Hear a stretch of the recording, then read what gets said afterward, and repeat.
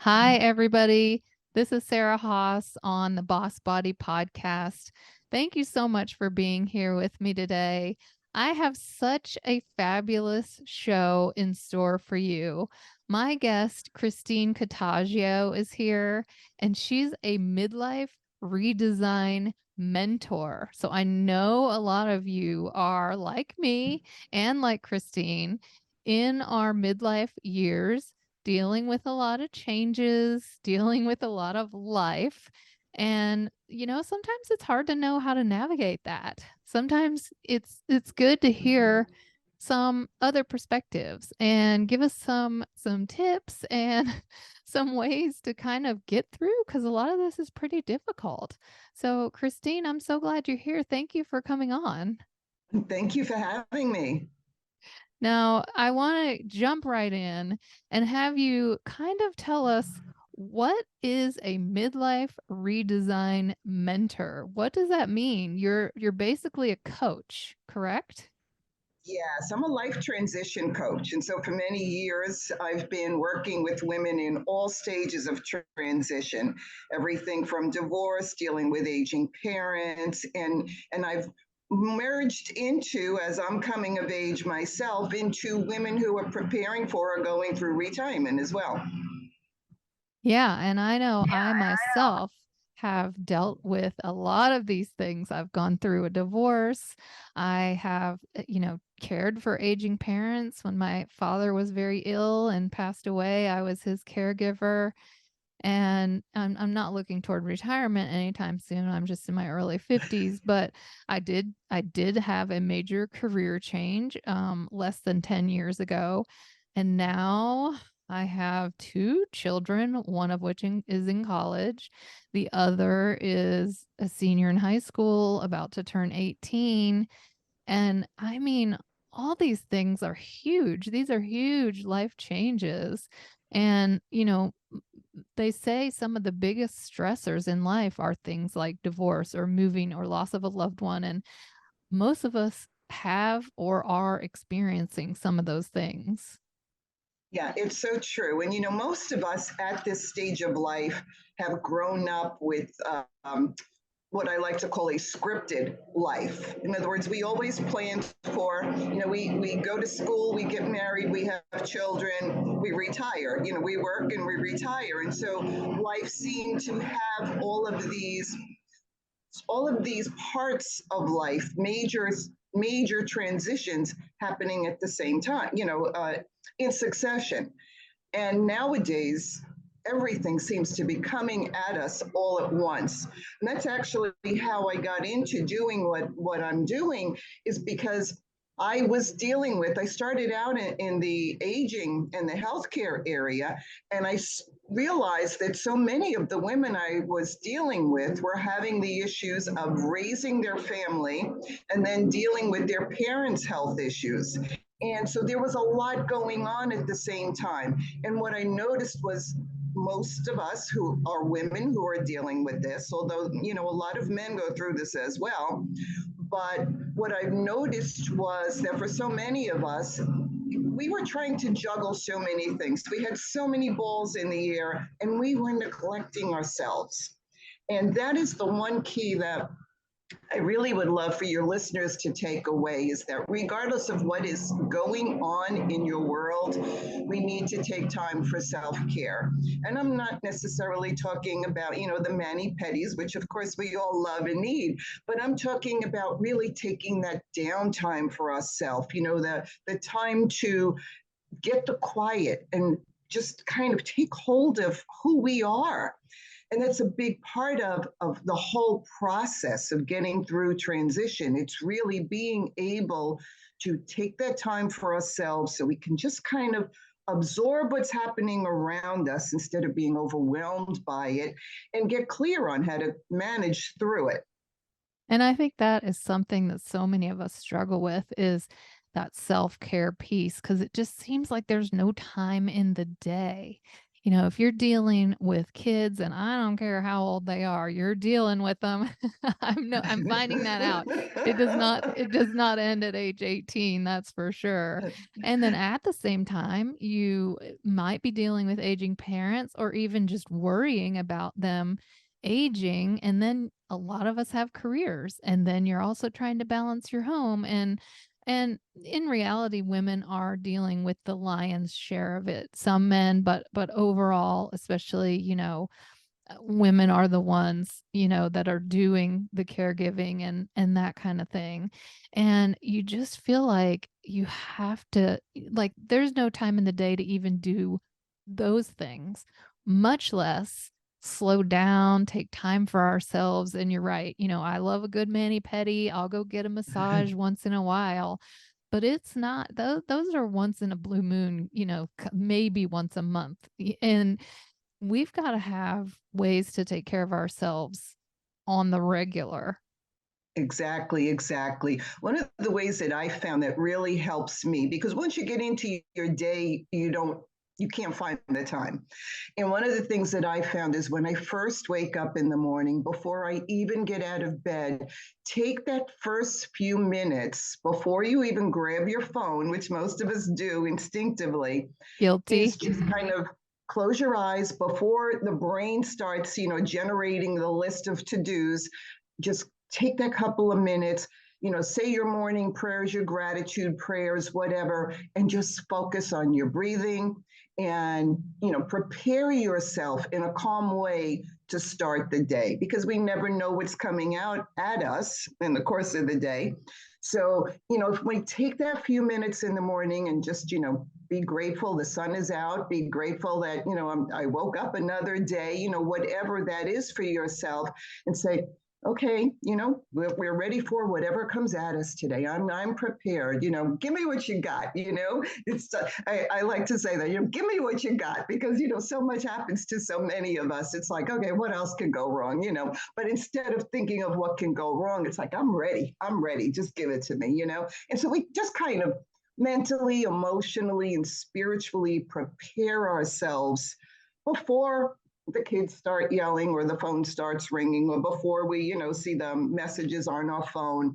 And then it kind of eases you into the day, instead of just jumping out of bed and grabbing the phone and being like, okay, now what, I have to deal with this. So so it just kind of gives us that soft segue into the day. And I find that that's so helpful. If I don't do it, I do feel the difference, because, instinctively you pick up the phone and there's something you need to get to right away. And so you don't make the time for whatever your morning process may be, or your morning ritual. And morning rituals, I find, are very important. They're very important. I think that's, such a good point because A, it doesn't take much time. And Mm-hmm. B, once you're grounded, once you're steady, once you're sort of in the mindset and your body is calm, then you're going to have a more productive, a more focused, a more energetic day. And I always, in my mind, the visualization when you talk about doing some kind of grounding practice is for you to be the eye of the storm, because the day is going to be a shit show. It's going to be a storm. It is Always, going to always. swirl around you. And if you can get yourself into that eye, then you can manage all these little pieces that are swirling, and you can do it in a more focused, calm way. And so I love that. And you know what it reminds me? You said, all right, world, all right, day, what do you got? Bring it on. And that reminds me of, I don't know if you've ever seen Forrest Gump, but Lieutenant Dan, Uh-huh. he's lost his legs. He's, alcoholic. He hit rock bottom, and he's hanging on to that sailboat sail, and that storm is pounding him. And he's like, is that all you got? Come on, bring it on. I'm ready for I you. love that. Hit me Yes. harder. And it's like, of course, we don't necessarily, want our day to hit us harder and all that. But Right, right, just that exactly. attitude, just that point of view of, I'm strong, I'm ready. I know things are coming, and I'm going to be prepared for it. Exactly, exactly. And I always, excuse me, I always reference back to there was a meme that was going around for a while too. That was the little girl, I think her name was Jessica, standing on the sink in the bathroom, looking in the mirror, saying, "I am beautiful, I am powerful, and just giving herself this chant. And it's something that we really need to do. We need to encourage ourselves because we're all capable. It's just that we do get overwhelmed. I mean, obviously, especially the way the world has sped up nowadays, there's so much coming at us. We need to find ways that we can de-stress ourselves. I always like to mention, we need to find time during the day to whether it's breathe, just take a little breathing exercise or some way that we can just kind of, as you mentioned, ground ourselves.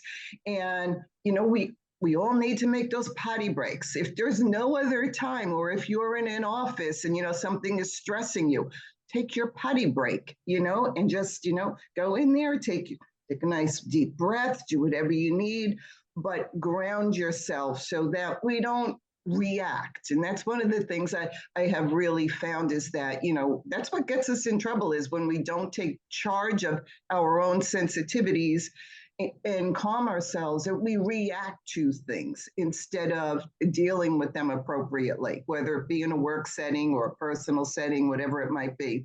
And so what happens is people respond to however we react. So if we are in control, then chances are we're going to get that same reaction. And I see a lot of it. I live in a 55 plus community, and people react to things. They don't take the time to just like stop and think about what you're doing and saying and how it affects other people. So when we can, because we don't know how other people are going to respond or what else is going to come at us, we need to take that control for ourselves. Yeah, instead of playing defense all day long, step Yes. in to offense Mm-hmm. and taking care of your life, what needs to be done, and also yourself. And I think, preparing yourself mentally is the first step to, it's like if you want to do it physically, you got to do it Yeah. inside. And I have Right. that so much with so many women I talk to and my clients. You need to eat regular meals. You need to go to the bathroom at regular intervals. You need to drink water. You need a lunch break, whatever. And we neglect. I cannot tell you how many women I work with who put off just going to the bathroom. They will sit there and have to pee because they feel like all these other things. No, I can't. And I realized I did that myself when my kids were little because they need so much and they're hungry and they're whatever. And I had that urgency for, oh, my kid is hungry. I've got to get this lunch ready and then I'll go pee. It was almost like I desensitized myself to, I mean, that's like a basic human function. And I talk to women every day who don't go to the bathroom because they're at work and they're in the zone or they're with a client or a patient. And how sad is that, that we're throwing just that under the bus, not to mention fitting in a little bit of exercise or some kind of movement and giving ourselves beautiful, nutritious food. And the thing is, none of that has to take a whole lot of time. It takes little bits of time. You don't have to do an hour and a half grueling workout. You can do a 15-minute walk. You don't have to prepare yourself a 4-course gourmet dinner. You can make a salad and put some simple protein on top. You can take a water bottle and have it conveniently with you all day. There's so many, and you're dealing with the mindset part of it of give yourself these little moments. Yeah, it's so true because we always find something that's important. This is important. I need to do this now. And we forget that we are important and that if we don't do those things for ourselves, we can't help them. whether it be our children or our parents or whoever. And so, it goes back to, and we've all heard this over and over again, about the oxygen on the airplane. It's just so true that we really need to do what we need to do so that we can give, whether it be to our clients or our family or whatever it might be. And so we need to find the ways that we can do that for ourselves. If you're making lunch for the kids going to school, well, while you're making their lunch, make your lunch. We have to find little ways to incorporate all these little errands that we do. If you are picking up kids from school and you're on the pickup line, well, that's, might be a good time for you to, do a little breathing or, answer emails that you haven't gotten to and find things to do instead of, doing something mindless. We really need to think about, what, we're the most important thing, and we need to take care of us so that we can take care of them. And I think that's something that most of us as women neglect for a long time. So what happens is, as we get to midlife, we realize that we've been busy doing for everyone else and neglecting ourselves. And that's where the redesign comes in. It's improving what we've neglected in ourselves and finding out who we are at our core. Because when we're so busy and we give up a lot of our values because we're dealing with other people's stuff and other relationships and jobs where maybe we sacrifice a little bit of who we are at our core, just to, get along maybe in a relationship, or just because this is what the job demands or whatever the case may be. And so we lose that part of ourselves. So in that whole redesign process is really about getting back to our core essence, remembering who we were before the world told us who to be. Yeah, and And we get those messages. We are definitely not taught to put ourselves first. You do hear that all the time, put your all the oxygen time. mask on Mm-hmm. first. But first of all, it's not your instinct when it's your kids. Your instinct is, I will throw myself in front of a bullet. I will Exactly. run in and save from a burning fire. But what we don't realize is these aren't emergency situations.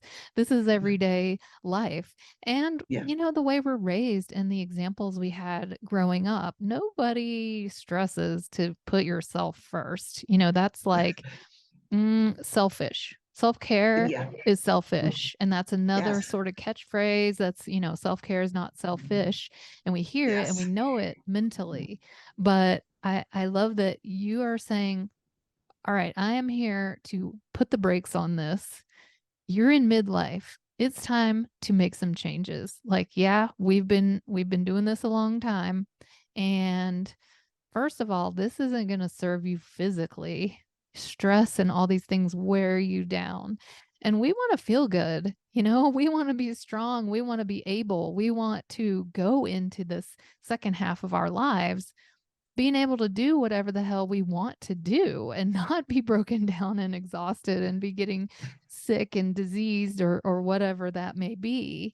And, the thing you said is we are important and we don't feel Mm-hmm. important. And I know that in my own case, I'm a little disappointed when I get to this age. I'm like, I thought I would be further ahead by now. I thought I would have accomplished more. I thought I would have written that book and traveled more and learned another language. And, I thought I should be more accomplished by now.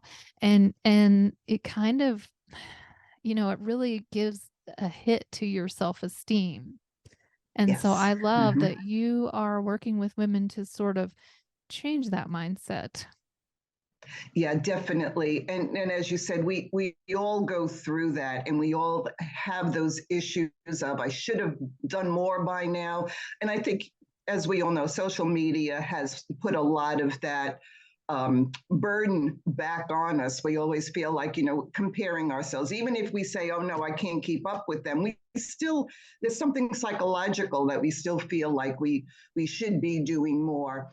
And I'm a little bit older than you. And so I've learned to appreciate the fact that I am exactly where I'm supposed to be.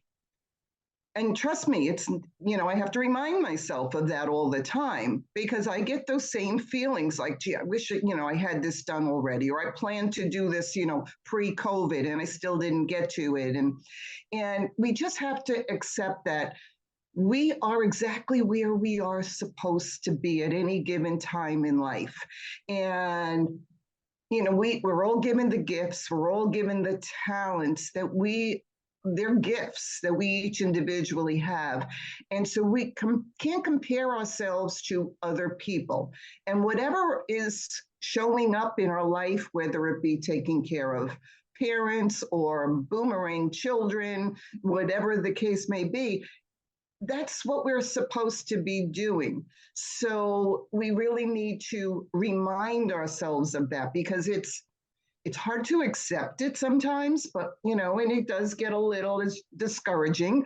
But we just keep saying, okay, I am getting things done. And that's another thing, talk about reinforcing that is at the end of the day when you get into bed, take a journal or take a few minutes and just write down the things, the blessings that you have. Write down the things that you're glad, gee, I'm glad I missed that meeting because it allowed me to do such and such with my granddaughter. So, we have to acknowledge that the things that are showing up for us are meant for us.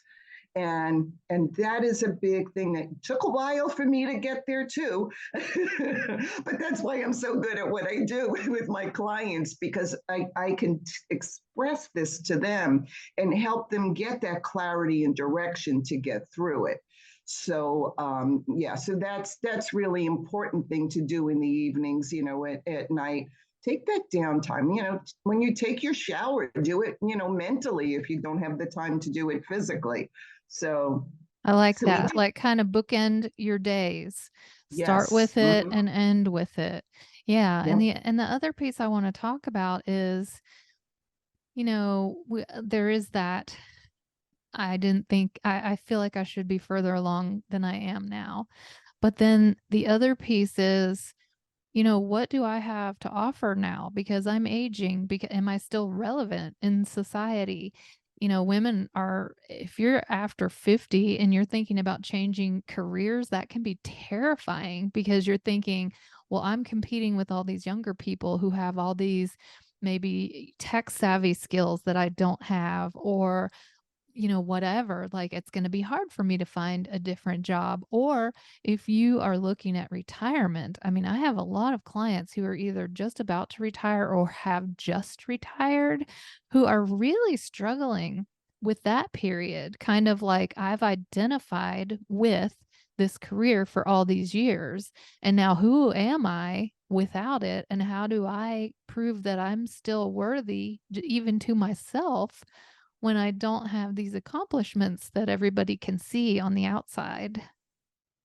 That is such an important topic, and I deal with that with clients all the time. I actually created a program around it. It's called Next Act, and it's to help women and men, as I mentioned, figure out what they want for their next stage of life.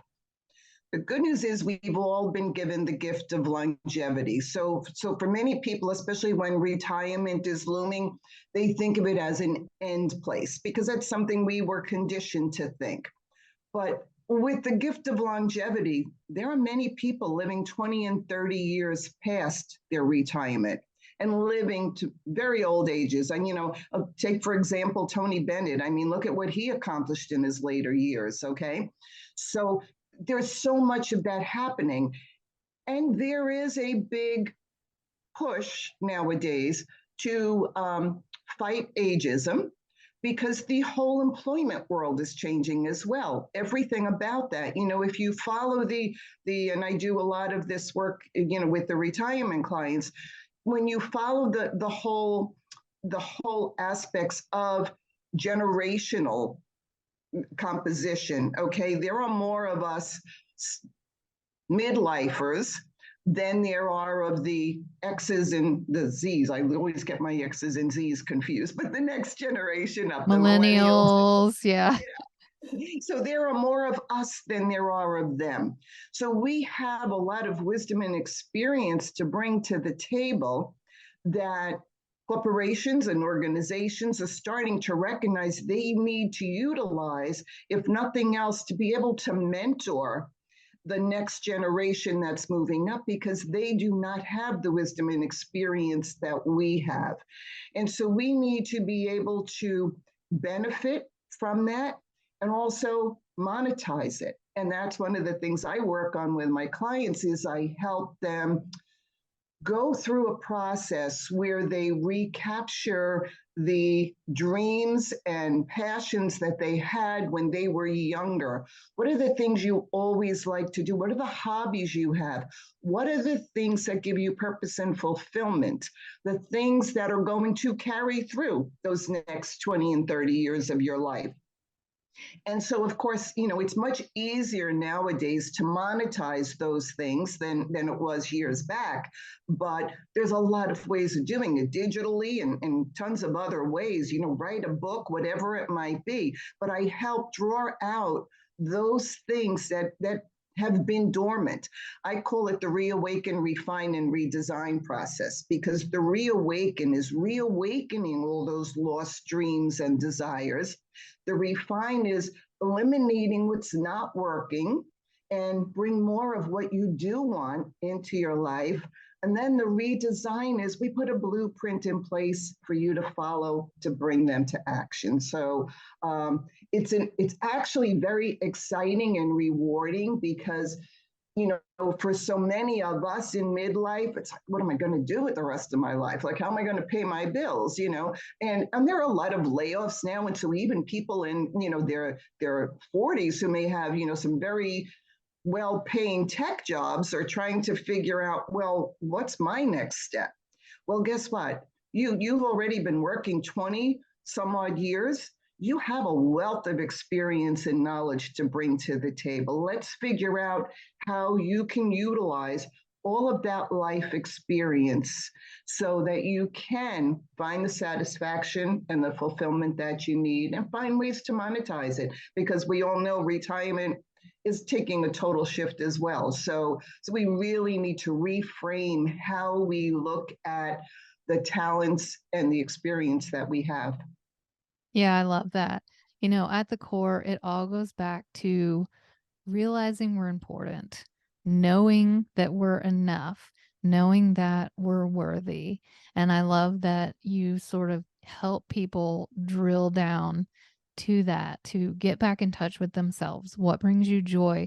What do you feel like you wanted to share with the world and you haven't been able to do it yet because you've been so busy raising kids and starting your career and doing Exactly. all these things, and Mm-hmm. it can be kind of scary to all of a sudden have this freedom, because then we don't have all this excuse to keep us busy, to like, I know I want to write a book, but I don't have time. And then suddenly you're cutting back your hours and going to more part-time, or, if you're looking to retirement, it's like, oh no, now I said I was going to do this. Now I got to put my money where my mouth is. So, I love it. I love what you do. I just think it's amazing. It's so important. And, it starts really late 40s, early 50s, and then it continues on, and we all need help getting through all these phases and over all these situations that come at us. So I want to thank you so much for putting your gifts out there for all of us. And I uh, would love for you to just share, if people want to hear more about what you do and how you can help them, where can they find you? well, my website is Successful Life Transitions. And you can find me on LinkedIn under Christine Cataggio, and I'm on Facebook under my name, as well as Midlife Redesign Mentor. Excellent.